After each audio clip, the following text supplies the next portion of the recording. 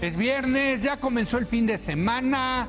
Son las 10 de la noche y es la hora de opinar. Hoy, junto con Julio Patán, voy a platicar con Héctor Aguilar Camín sobre la publicación de su más reciente libro, Historias Conversadas, historias que son verdaderamente interesantes. Va a ver usted una charla magnífica con el escritor Héctor Aguilar Camín. Así que quédese aquí en Foro TV, que ya comenzó la hora de opinar.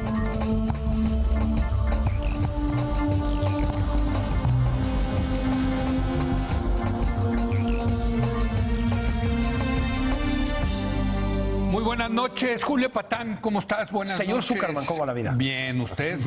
Muy bien. Hoy tenemos un invitado de casa. De casa. Lujo. Sí. Don Héctor Aguilar Camín. Héctor, ¿cómo estás? Leo, muy bien. Héctor, qué gusto verte. Pero Héctor no viene hoy como colaborador, como opinólogo, como comentócrata, sino viene a presentar su más reciente libro, Historias Conversadas, de Héctor Aguilar Camín, de Random Literatura, ¿no? ¿Se llama? Sí. Random Literatura. Héctor, pues yo te preguntaría, porque estas son historias que ya fueron publicadas, pero ahora las revisaste, entiendo que las puliste y el compendio es diferente, ¿no? Que en el pasado, ¿no? Les restituí los títulos que se los había cambiado. Sí. Ordené de una manera distinta a estas historias, pero sobre todo lo que hice fue volverlas a leer y a corregir con el mayor rigor que pude. De manera que ¿sabes cómo decía Alfonso Reyes? Que el problema con los libros es que se le da a uno la vida en corregirlos, ¿no? Sí, sí. Pero la verdad es que escribir, en el fondo, es reescribir. Sí. Claro. Eso es lo que hace realmente la pieza final, la oferta final de cualquier escrito. Con estas historias en particular, más porque todas estas historias tienen en común de que yo las escribí con gran felicidad. Salían con gran naturalidad de lo que yo iba escribiendo en una jornada, en 2 jornadas, en 3 jornadas. Y estaba completo. Y al mismo tiempo era como una pieza que estaba hecha, pero estaba llena de adherencias y de cosas que eran impresentables. Entonces, la limpieza de eso es el verdadero proceso de escritura de estas historias. Echarlas fue fácil, corregirlas fue dificilísimo. ¿Ah, sí? Porque están simulando conversaciones. Todas estas son historias que se cuentan en el curso de 1 o de 2 conversaciones. Sí. Entonces, simula por escrito una conversación. Hagan el experimento. Graben una conversación que les guste y luego transcríbanla. Y van a ver cómo en la transcripción, cuando solo tienen la letra, no queda nada de la vivacidad, sí. de la intensidad, de las emociones incluso. ¿Por qué? Porque faltan las voces, Sí. porque faltan los personajes Claro. físicos, faltan los ademanes y cosas que en la Los conversación... whiskies, las bueno, uvas. claro. Cosas que en la conversación son maneras de conducir la conversación. Oye, mira, no, pero fíjate, no, es que no puedes creer esto. No, todos esos... digamos, todas esas muletillas de la conversación que funcionan muy bien en la conversación son desastrosas. ¿Ah, sí? En la escritura simple. Entonces tú tienes que reponer de alguna manera en el curso de la conversación escrita lo que falta de la conversación viva. Y ese es quizá el trabajo más complicado de esto. Hasta crear una especie de terreno intermedio en donde es creíble que lo que están diciendo está hablado, pero en el fondo está absolutamente escrito, de manera que tú puedes correr por ahí leyendo un texto escrito que te suena a una conversación. Ese es el momento más difícil de la artesanía de esto. Fíjate que puedes ver este libro, pienso yo, de muchas formas. Una es como los muchos registros de la conversación, efectivamente. Te vas al cuento, a mí me parece que son relatos breves, que son cuentos también. Te vas al relato sobre revueltas, Sí. ¿no? Que es fantástico. Fíjate que yo ese no lo conocía. Y bueno, casi puedes ver una especie de filósofo griego, un Sócrates, ¿no? Porque es un poco eso, ¿no? Un Sócrates filtrado por tequilas blancos, pues, pero... Filtrado. Muy filtrado, ¿no? En cambio, nos cuentas en el primero de los relatos uno de los posibles orígenes del narco en Sinaloa, y ahí lo que tienes es una conversación cantinera, es decir, ahí sí... Bueno, ¿no? en un avión. Claro, es en un avión, pero quiero decir, esta dinámica como muy provocadora, de carrilla, vulgarita, ¿no? Es una especie de catálogo de las conversaciones, pero también es un catálogo de lo que puedes hacer con el relato breve. El de Revueltas es una especie de tratado revueltiano, ¿me explico? O sea, casi te acercas al ensayo, en cierto sentido. Sí, sí. Yo creo que encuentras aquí las 1000 posibilidades del relato breve, eso está muy padre, ¿no? Bueno, y para mí este es un libro muy especial y muy querido porque aquí están compendiados, digamos, todos los temas, todas las obsesiones, todos los asuntos que a mí me han interesado como escritor.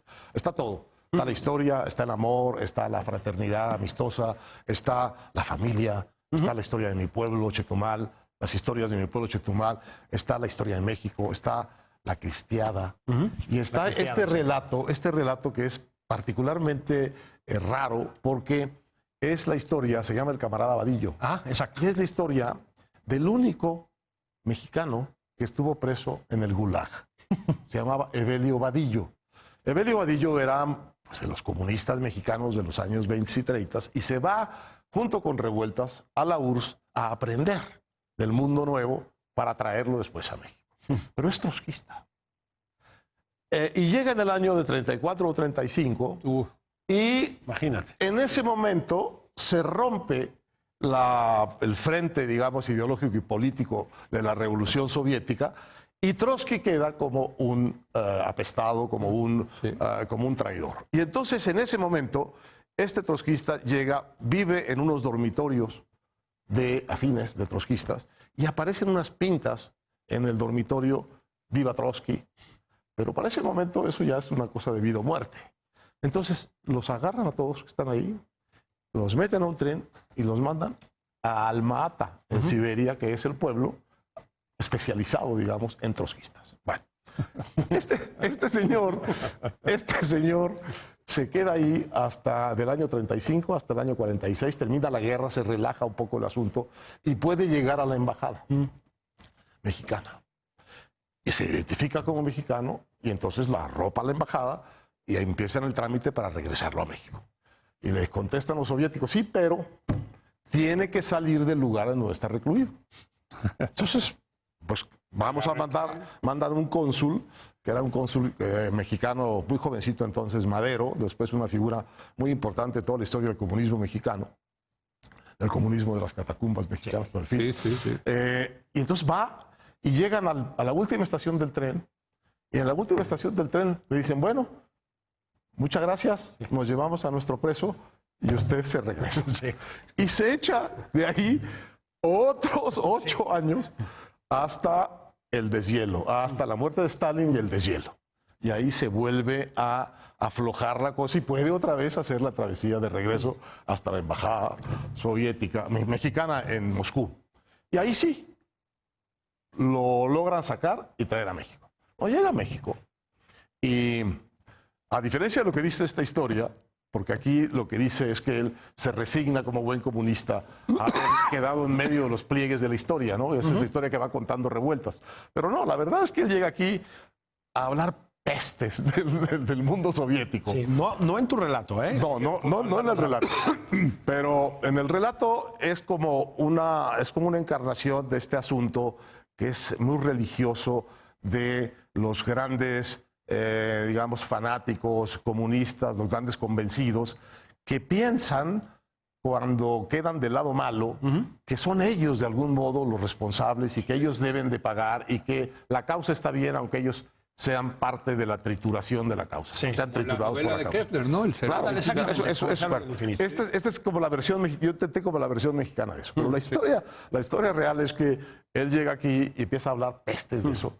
Y sus antiguos camaradas comunistas lo empiezan a criticar y a ver como un traidor. Y entonces lo empiezan a acusar de ser agente de la CIA. Y finalmente se muere y nadie le hace caso respecto del mundo que había vivido. Es uno de los momentos, digamos, tristes. No está aquí, pero es una historia que probablemente voy a escribir después. Entonces, todo el chiste de esto es que está construido como contado por Revueltas. Y como contado por una cosa que sí tenía Revueltas, que era un genio narrativo, natural, que estaba lleno de derivaciones filosóficas. Entonces tiene una muy buena aquí. Bueno, entonces, ¿de dónde viene esto? Yo no conocía Revueltas. Lo conocí una vez, a la pasada me lo presentó el poeta Jaime Augusto Shelley.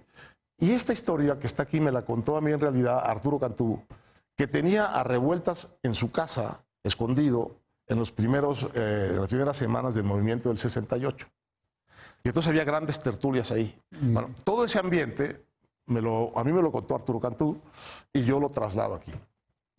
Entonces Revueltas era de los que empezaban con el filtrado por el tequila. Entonces decía una cosa, decía, bueno, yo tengo una apuesta sobre la existencia de Dios, decía él, que es mejor que la de Pascal.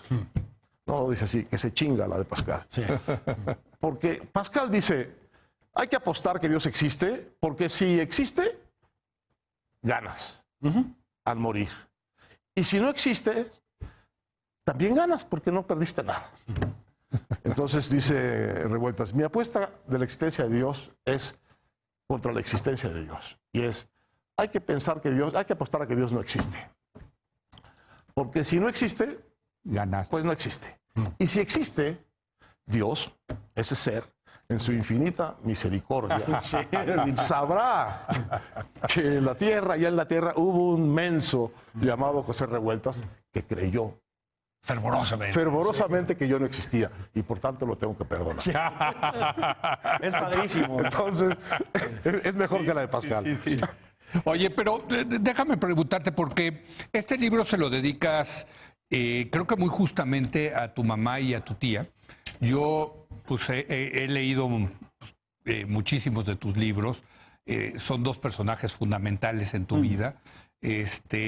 Y creo que de ahí viene, ¿no? O sea, tú dices porque ellas inventaron las historias conversadas, ¿no? Bueno. Y entiendo en tu obra, porque en tu obra siempre aparecen tu mamá y tu tía hablando, o sea, se la pasaban, pues, ¿qué diríamos? Chismeando de las historias alrededor de ellas, ¿no? Bueno, mira, mi madre y mi tía son autoras de dos escritores, autoras, digamos, generatrices de dos escritores. Sí. De mi hermano Luis Miguel Aguilar, que es un poeta y un escritor muy, muy serio, y de mí mismo. Yo aprendí este tema y esta forma de las historias conversadas, yo las aprendí pues a fuerzas en mi casa, porque mi madre y mi tía no podían pasar una comida sin empezar a contar una historia.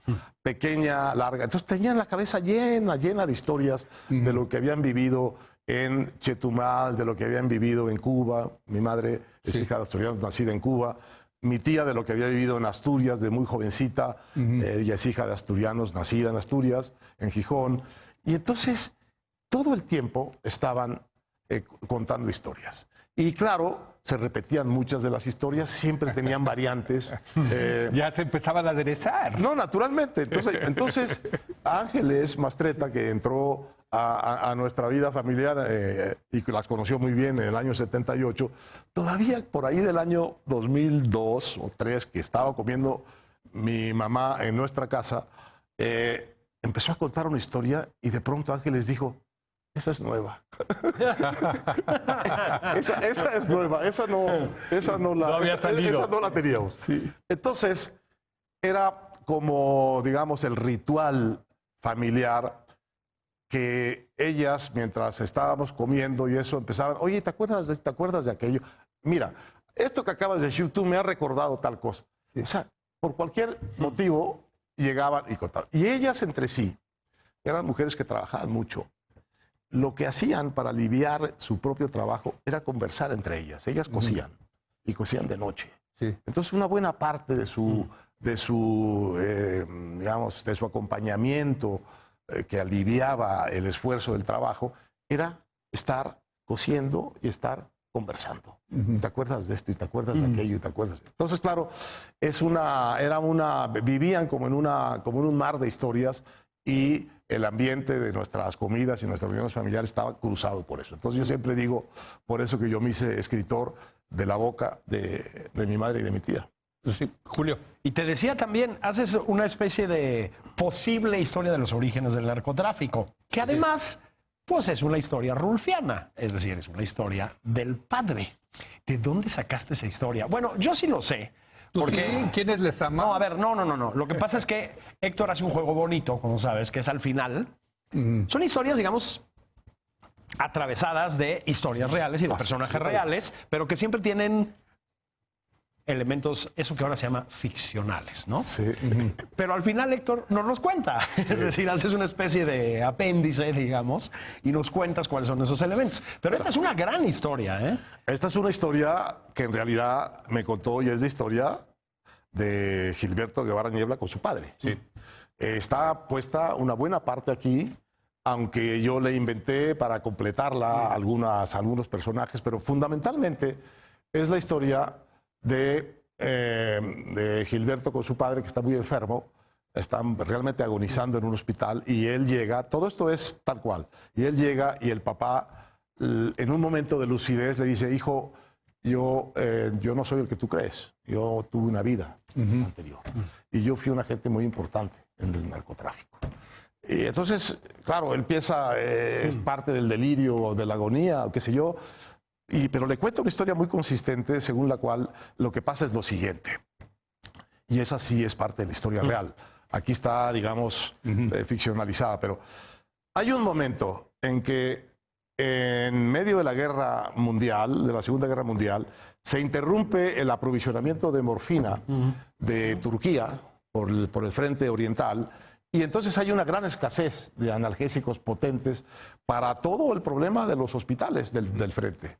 Y entonces hay una iniciativa de parte muy secreta, de parte del gobierno americano, para que el gobierno mexicano lo ayude sembrando amapola en los lugares donde es una planta que se da naturalmente, que son las barrancas de Sinaloa.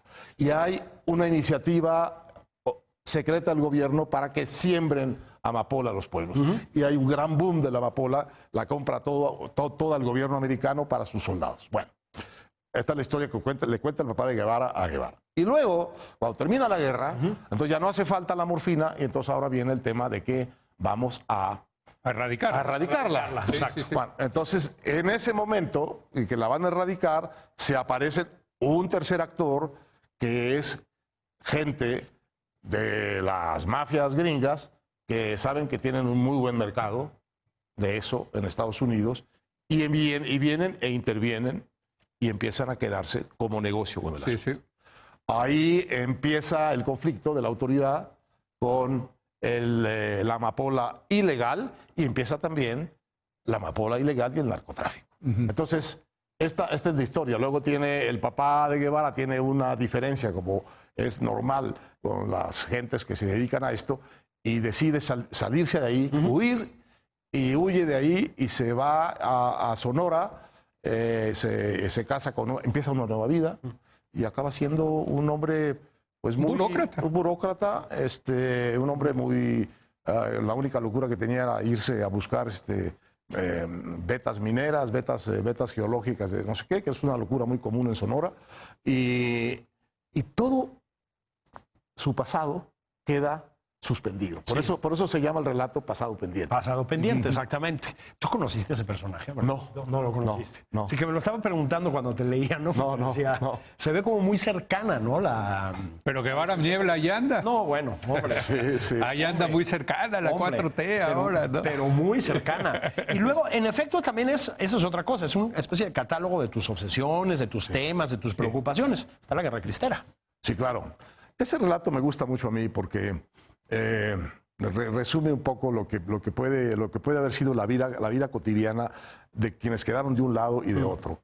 Y resume también un poco una cosa que no está mucho en la memoria oficial de México de la Guerra Cristera, que es el catolicismo popular genuino, ¿no? Sí. El fervor popular genuino, yo lo tomé mucho, lo aprendí mucho, prácticamente todo, de la historia de Jean Meyer y de la cristiada, porque Jean... Gran libro. Es un gran libro, pero tiene una cosa muy literaria en el sentido de que tiene una enorme cantidad de testimonios de gente real, de cómo vivió eso. Entonces, en ese relato es la competencia por una mujer de dos primos que viven en un lugar fantástico, que es la meseta de Atolinga, que es un lugar realmente único, y como que están fuera del mundo, y de pronto la guerra cristera llega y los divide. Y entonces van quedando, uno de ellos, que es un hombre de caballo y carabina, va quedando del lado de la autoridad, y el otro va quedando del lado de los cristeros. Pero la verdadera razón por la que están peleados, por la que queda uno del otro, es porque este que queda del lado del gobierno codicia a una mujer que este también codicia. Y entonces está haciéndole la guerra al rival amoroso para quedarse con la mujer. Hasta que se da cuenta que la mujer en realidad de quien está enamorada es de su primo. Y se rinde a esa evidencia y deja de combatir a los cristeros. Porque dice, no, si el problema no es Cristo Rey, el problema son mis amores. Entonces, y empieza una época que fue muy común en muchas zonas cristeras de no agresión. Y se acaba la balacera en ese lugar porque se acaba uno de los bandos. Uno de los bandos decide no seguir peleando. Y se acaba, porque era una guerra en ese sentido bastante artificial. O tú eras católico y de ahí, y eras cristero, o venías de fuera y eras un fuereño y eras una gente ajena a esa cultura, a esa manera de vivir. Entonces finalmente reconoce eso y a partir de ese momento genera el bien para el pueblo, porque termina con la matachina. Bueno, perdón, tenemos que hacer una pausa. Vamos a regresar con Héctor Aguilar Camín. Su más reciente libro, Historias Conversadas, de Random, ya está a la venta. Regresamos Julio y yo en un momento con Aguilar Camín.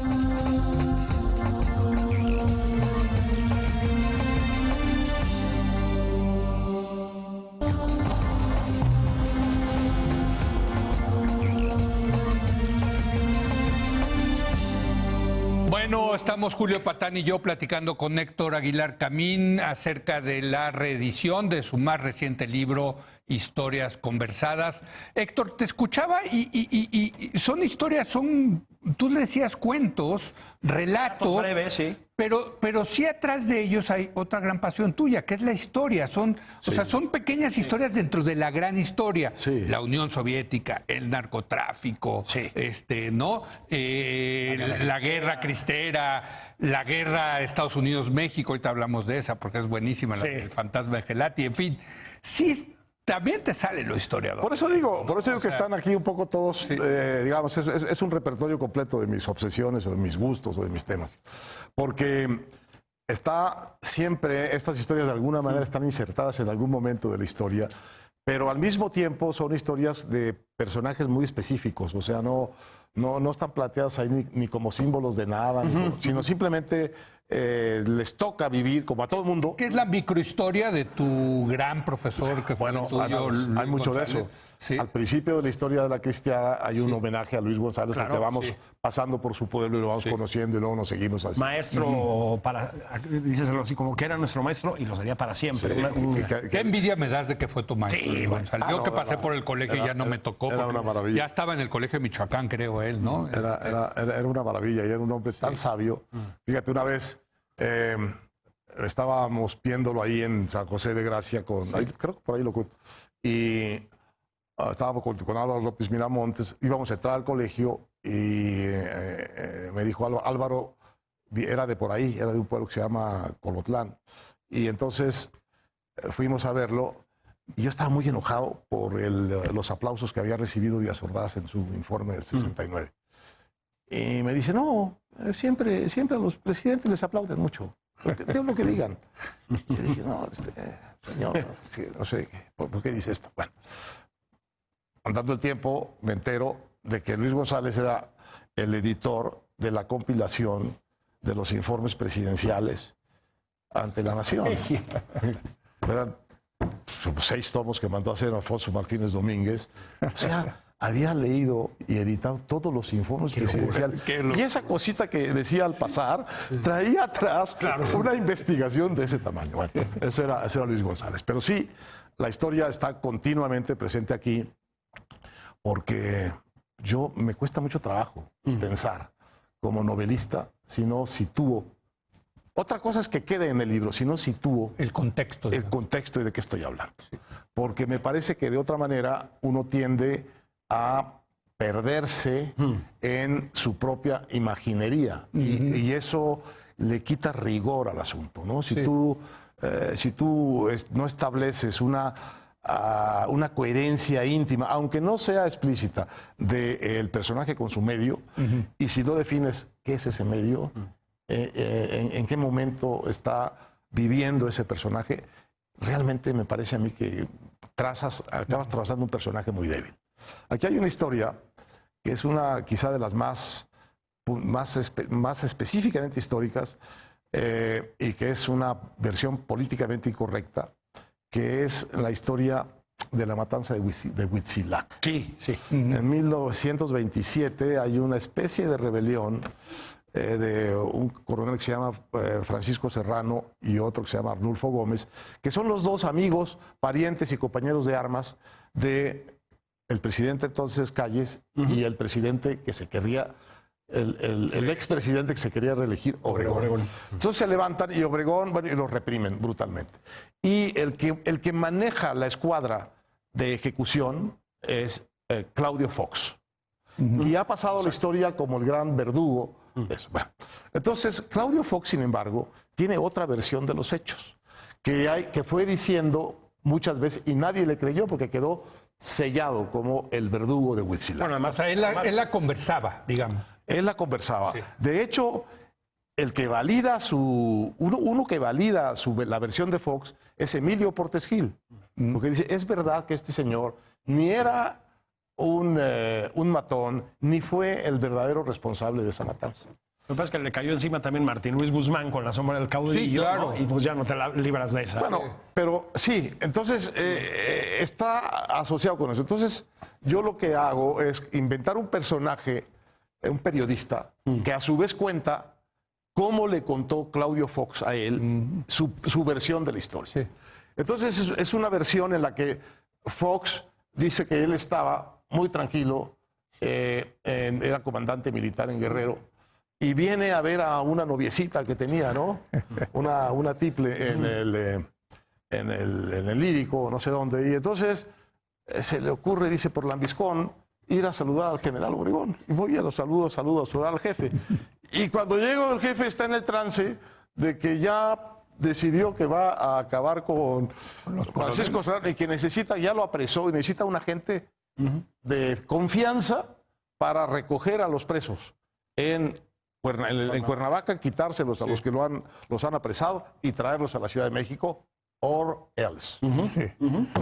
Entonces, es más bien else. Y entonces recibe la consigna de ejecutarlos de una vez para no tener problemas. Bueno, y se lleva a un segundo que dice él que ese sí es el verdadero sanguinario, que es un hitman del general Amaro, que tenía la mano muy pesada. Muy pesada. Pero lo que fundamentalmente dice Claudio Fox ahí, o yo lo hago decir, es ¿por qué el escándalo entre revolucionarios de que alguien matara a alguien si no hacíamos nada más que matar? Exactamente. ¿Por qué yo voy a ser el verdugo que al final debo muchas menos muertes que el general Obregón, o que Francisco Villa, o que Zapata, o que cualquier jefe? Porque yo nunca ordené. Y además, así son las revoluciones. Las revoluciones son como los trenes. Dice, para que pase el tren tiene que haber rieles. Bueno, pues para que pase la revolución tiene que haber muertos. Sí. Sí, es un gran personaje. Y eso es como muy contra la historia oficial de que con qué sadismo los mató, los torturaron. Bueno, mira. Así era. No, así era. En ese negocio, la verdad, no era nada irregular. El que a hierro mata, a hierro muere, ¿no? Lo que decía Villa, ¿no? El que a los fierros se atiene, pues por los fierros muere, ¿no? Por los fierros muere. Exacto. Fíjate que tienes Yo te robé, hace tiempo escribí un libro sobre alcoholes. Y te robé una frase que recordaba y que yo estaba seguro que venía de la guerra de Galio, que era ese momento y que ahora de pronto me topo con que no, o tal vez también, ¿no? Que es cuando dice, pídele una cuba antes de que me enamore de ella. Usada en particular contra la Cuba, a propósito, ¿no? Sí. Yo estaba seguro que era de la guerra de Galio, fíjate. Voy a tener que corregir en la siguiente edición. Claro, eso lo dice el personaje del cuento de Pasado Pendiente, porque vienen de una fiesta y llegan y no sale el avión, se quedan dormidos ahí, no sale el avión, y entonces amanecen todos cruz y dicen, vamos a echarnos unas, ¿no? Porque... Y entonces ya cuando se suben al avión, pues ya van más que encaminados. Sí, entonces te ve a la aeromoza y le encanta. Y entre todo se contiene y dice, pídele una cuba a esta, si no me voy a enamorar. Dile que para que se aleje antes de que me enamore de ella. Bueno, son Que por cierto, golferías, ¿no? Golferías. ¿cómo se llamaba esa brevísima revista que publicaron? Y en el primer número hay una disputa entre tú e Isaac Chertoriski. Tú defendiendo el whisky y él a la Cuba. A la Cuba. Sí. ¿No? que- No me acuerdo cómo se llamaba la revista. Estaba Carlos Tello involucrado. Creo que si se no llamaba Arcana. Arcana, exactamente. Y exacto. es un alegato que está en la Guerra de Galio. Sí. En donde Galio le dice al personaje que es mucho más joven, que bebe cubas, le dice, mire, las cubas con el ron y la Coca-Cola son bravatas de la edad. Sí, Eso solo se puede tomar siendo joven. Usted va a ir perdiendo la juventud y va a entender esto cuando vaya pasando de la Cuba, que es una bebida irresponsable y loca, al whisky. Y sí acaba, por cierto. Serena y madura. Y sí acaba Y acaba. bebiendo whisky. Todos acabamos bebiendo Pero whisky. ¿te acuerdas esa disputa escrita entre tú y Chertoriski? Sí, porque ¿no? claro, Chertoriski lo que pasa es que... Pues venía de Bacardí, La ¿no? camiseta puesta de Bacardí, pero digo, Exacto. no es defendible el tema. No, yo estoy de acuerdo contigo. 100%. Aunque de repente echarse una cubita es rico. ¿no? Ah, no, sí, una sí, como un descal. Exacto, como un Ahora, mezcal. Sí. ya ponerte Pero a el beber whisky- seriamente Seguirte con cubas. con No, mezcal, digo... No, con mezcal tampoco. No. No, Dice no, un no, amigo mío que lo carga el diablo y yo creo que sí es cierto. Sí. Y se te aparece el diablo. Y se te aparece. Fíjate que ya lo adelantaste, pero sí, también es un libro de ligues. Sí. Y por ahí iba a decir tú, pero no eres tú, es tu voz narrativa, es una puntualización importante, se liga a la hija del fundador de la Ibero. Ese es un gran cuento.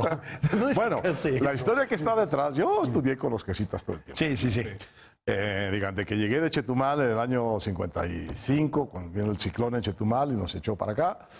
Y desde el quinto de primaria hasta el segundo de prepa, porque entonces la prepa era de 2, y luego 5 años de la Ibero, En el Patria, ¿verdad? en el Instituto Patria. Sí. Y luego 5 años de Ibero. Entonces soy hijo, a querer o no, de esa educación. Y una de las grandes historias que se contaban en la Ibero era la de un gran personaje, que era un jesuita, que hay el sabio jesuita, el santo varón y el curita boxeador. Hay otro prototipo, ¿no? El guapo, ¿cómo se llama? El galán jesuita. Este personaje era un personaje en la vida real realmente muy notable. Era un hombre muy guapo, era un hombre muy elocuente, era un hombre muy bien formado, venía de hacer sus estudios de teología y creo que de filosofía en Lovaina. Y de pronto se aparece en México y es como una especie de deslumbramiento, ¿no? Pasaba por la Ibero y las muchachas, tiritaban, ¿no? Con él. Entonces había la historia de que él había tenido unos amores con una de las hijas del jefe del patronato de la Ibero, del empresario que había fundado la Ibero, para que su hija no tuviera que ir a la universidad pública. Y era una historia, una historia, una como leyenda de si fue o no fue. Exacto. Y yo lo que hice aquí fue, vamos a hacer que haya sido y voy a inventar la historia de cómo fue esa relación y por qué terminó. Entonces el cura de mi relato acaba siendo como una especie de personaje de Graham Greene, es decir, como como un tipo que tiene este amor con esta mujer pues porque le gusta, pero que en realidad a él lo que le llena la vida es su vocación sacerdotal y su ministerio religioso. Y entonces lo que le pasa es que cuando lo descubren, lo van echando de la compañía. Lo mandan primero a la Tarahumara y allá sigue el amor, y luego lo mandan a Bangkok y ahí ya no sigue el amor y se termina. Entonces un poco el relato es la historia de la noche en que esta muchacha le cuenta al narrador cómo fue. Qué maravilla. Cómo fue su historia secreta con este jesuita a la torre. Con whiskies ya. O sea, varios whiskies. Ya es un hombre que maduró. Varios whiskies. Te puedo decir que etiqueta negra incluso. Y en el curso de la noche, lo que es un ligue que tiene un acento absolutamente erótico y sexual, se va volviendo una camaradería y una amistad. Y así termina, ¿no? Sí. Bueno, perdón, tengo que hacer una pausa, pero vamos a regresar. Julio Patán y yo estamos platicando con Héctor Aguilar Camín. El libro Historias Conversadas. Regresamos en un momento más.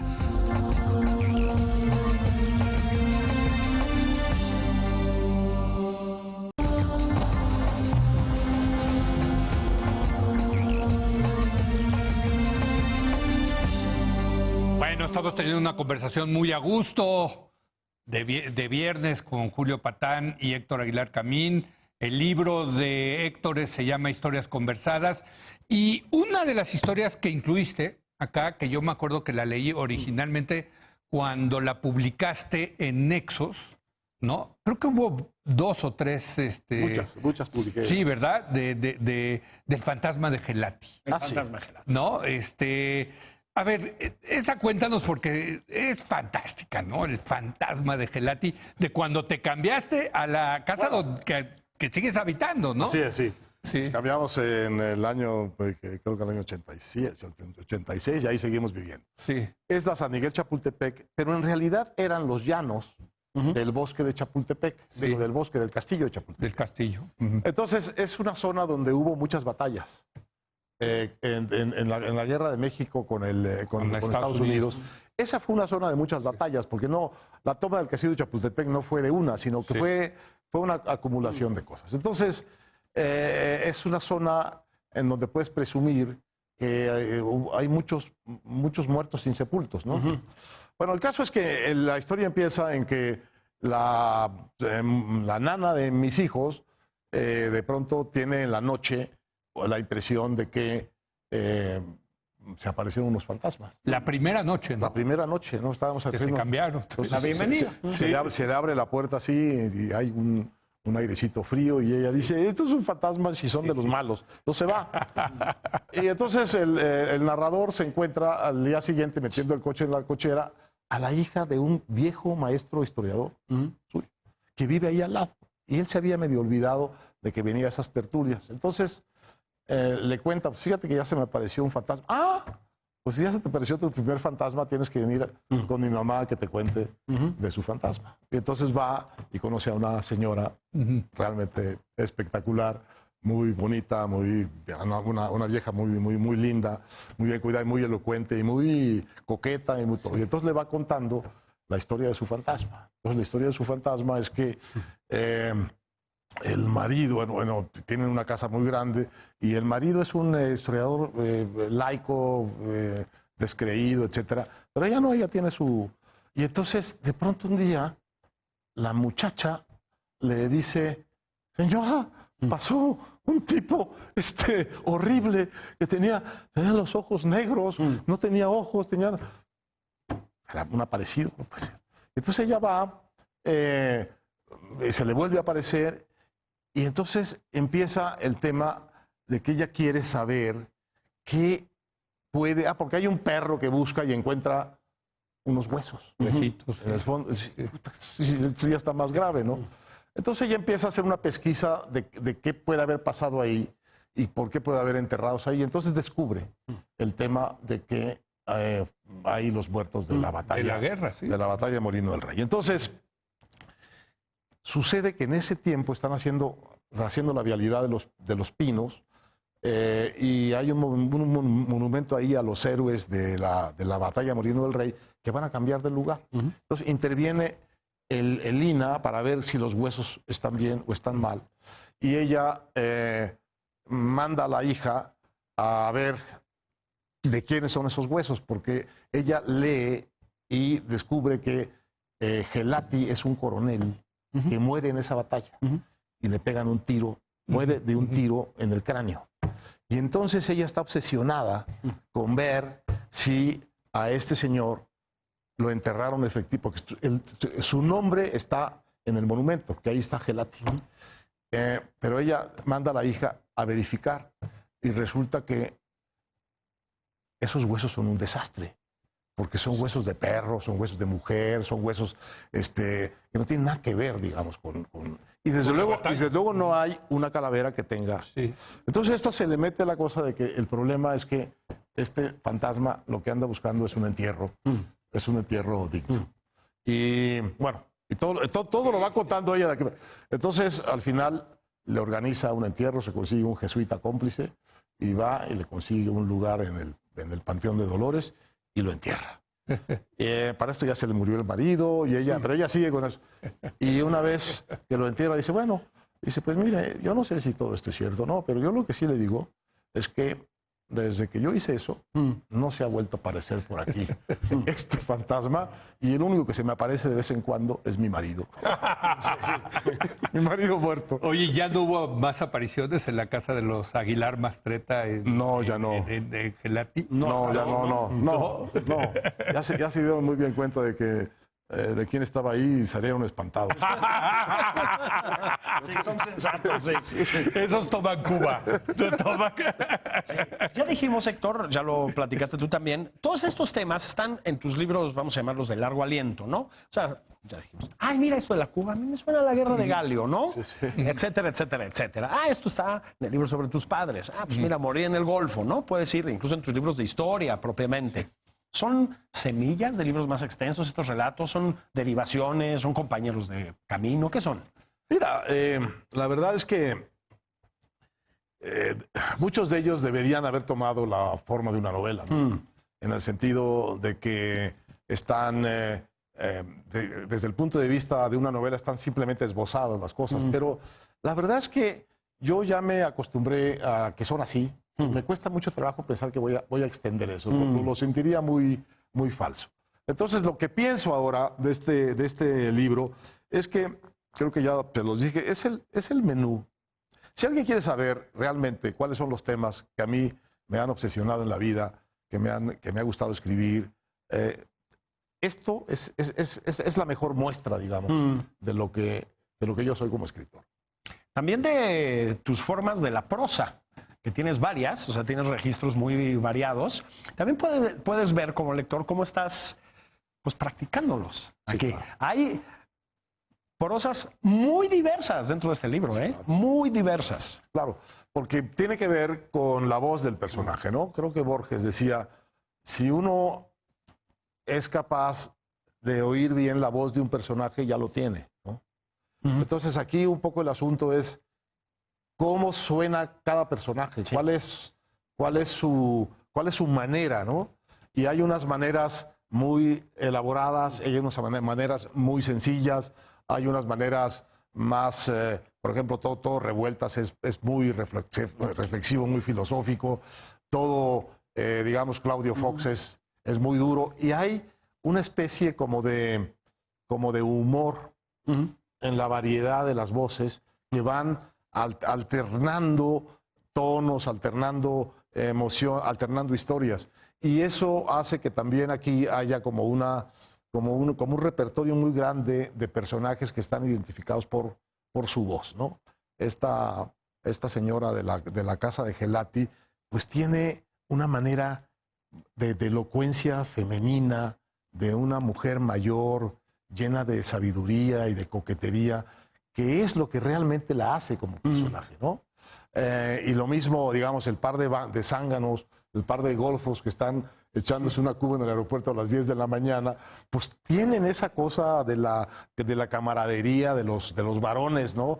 que tiene muchos momentos de golfería. Hay otro gran momento de golfería aquí, que es una visita que hacemos mi amigo Luis Linares y yo a un antro que era muy famoso de rumba, que se llamaba el Bar León. Ajá. Y entonces ahí reconocemos la presencia de un gran cantante de la época, digamos, de cuando éramos jóvenes, íbamos a unas grandes rumbeadas en Coyoacán, que es Lobo, el cantante de Lobo y Melón, que era un conjunto que se oía todos los días en la Ciudad de México de los años 60. Entonces ahí está Lobo y está cantando, y entonces Linares es el que lo ha venido a descubrir, y entonces lleva al narrador, y entonces Lobo cuenta una historia, la historia de su amor perdido, ¿no? Y de cómo él desde muy joven te hace un trío con otro y con una muchacha. Y él se enamora, y él está convencido de que la muchacha es para él. Es muy simétrico en eso de la historia de la cristera, o el cuento sobre la cristera. Y entonces, la muchacha no se viene con él, se queda, él triunfa, y llega un día, los dos son del pueblo el Papalhuapan, de Tlacotalpan, y él llega en éxito, y finalmente dice, ahora sí me la voy a llevar. Entonces viene la muchacha en efecto y se acuesta con él y dice, bueno, ya vamos. Y dice, no, yo tenía esa asignatura pendiente contigo, pero mi pareja sigue siendo. Es el otro. Claro. Entonces dice, bueno, pues ya me fui y ahora para que entiendan bien por qué siento bien esta canción, les voy a cantar Niebla del Riachuelo. Entonces se para, ¿no? Niebla del Riachuelo. Y ya. Amarrado al recuerdo, yo sigo esperando. Hablando de tus obsesiones, la música también. Sí. La música la has trabajado muchísimo. Y hay que decirlo, también aparece por ahí el espíritu de Chema Pérez Gay. Sí, claro. Entrañable amigo tuyo y bueno, un En paz descanse. importantísimo intelectual, ¿no? Sí. También le robaste una historia. Claro, porque Chema tuvo un ligue una vez maravilloso en una fiesta con una muchacha muy bonita del Colegio de México. Y llegó y le dijo, era muy famosa y todos hablamos de ella y no sé qué, entonces quería conocerla.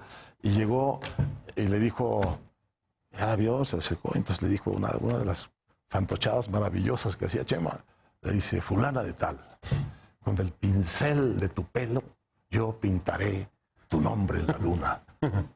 Y cayó. Ah, sí. Cayó redondita. Bueno, Era Chema, bueno, era hay que decir, Chema era un hombre muy guapo. Sí, claro. Entonces, Soporte, ¿cómo no? entonces yo tomé eso y lo volví la historia ficticia de una rivalidad, solo para tener el momento, digamos, como de homenaje amistoso a él. Al gran Chema. Oye, Héctor, aquí en esta mesa hemos platicado mucho, Julio y yo, de cómo han cambiado las formas de narrar las cosas. Y las series televisivas es un gran fenómeno muy interesante de cómo narrar estas historias. Te lo comento porque estoy viendo yo una serie ahorita de Amazon que se llama Modern Love, que son historias completamente distintas, que las sacaron a partir de la columna de amor del New York Times, ¿no? Y cada uno de los capítulos son diferentes, no hay un hilo conductor más que el tema del amor y con actores diferentes, etcétera. Cuando estaba viendo esto, decía, esto podría ser una serie, aunque no lo creas, ¿no? De historias conversadas, ¿no? Donde cada uno de tu historia fuera un capítulo. Tengo una amiga que ha hecho una especie de Biblia con esto, Sí. y lo tiene ahí más o menos desarrollado, pero es la hora que no ha cruzado. Sí, entonces sí lo han pensado, Sí, sí. para pasarlo como Sí, sí. serie de televisión. Sí. Ahora, lo que pasa con esto de las series, a mí me da mucho coraje y me da mucho gusto a la vez. La verdad es que la ventaja que tiene narrativamente en este momento, digamos, los que hacen series, los que hacen películas, respecto de quienes escribimos nada más, Sí. es gigantesca. Y al mismo tiempo lo que hace es que va poniendo la literatura en el lugar correcto donde debe estar.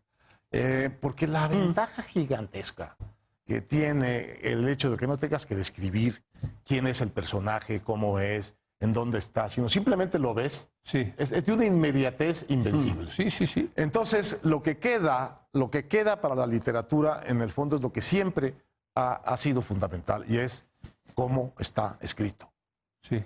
¿Qué es eso Es cierto. que está escrito, que va más allá de la realidad y que es invencible? No hay manera de que una película sobre Ana Karenina Sí, no. mejore. Así No, es. Porque es otra cosa. Es decir, tú cuando estás leyendo a Tolstoy, estás viendo Sí. una realidad que al revés, cuando te la ponen Sí, sí. físico enfrente, no la crees. Pero, no se pero, sirve. pero yo creo que transita mejor un libro como estos que Ana Karenina. Bueno, vamos a ver. ¿Eh? Vamos a ver. No, bueno, hay que buscar al productor que lo pudiera hacer, pero a mí me encantaría ver cada capítulo una historia conversada. Sí. ¿no? Bueno, Y tomo nota. Y cobras una lanita de derechos, Exacto, que no se te olvide. exacto, ¿no? Es decir, ¿Eh? Bueno. Eso no está mal, Es ¿no? básico, ¿no? Sí. es parte. Bueno, Héctor, pues muchas gracias por haber venido. De verdad, se te agradece Leo. Querido mucho. Héctor, lo presentas en Guadalajara, ¿verdad? En Guadalajara. En Guadalajara, sí. Así es. Gracias, Julio. Querido Leo. Gracias a usted por habernos acompañado. Yo lo espero el lunes con Héctor Aguilar Camín en punto de las 10 de la noche, cuando otra vez sea la hora de opinar. Aquí nos vemos.